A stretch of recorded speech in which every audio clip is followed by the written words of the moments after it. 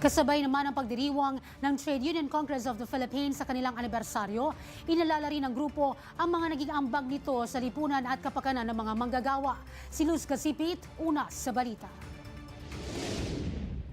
Paglaban para sa karapatan ng mga manggagawa. Diyan umikot ang pagdiriwang ng Trade Union Congress of the Philippines ng kanilang ika-50 anibersaryo na dinaluhan ng kanilang mga leader at kinatawan, kasama sina House Speaker Faustino Borjit III at mga katuwang ng TUCP. Pinarangalan ang mga nagtatag ng grupo, inalala ang mga yumaong leader at kinilala ang mga kasalukuyang namumuno sa partido. Our doors are always open for you dahil ang lakas ng ating inang bayan ay nakaugat sa lakas ng ating pong manggagawa.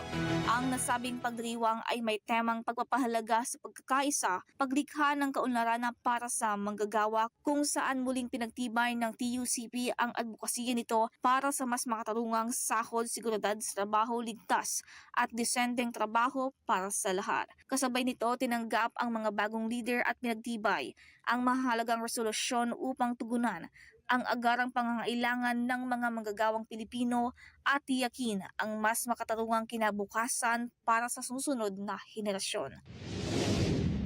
The UCP marches on, the fight lives on, from the vision and the determination of workers, and of course, manggagawang Pilipino, the future is ours.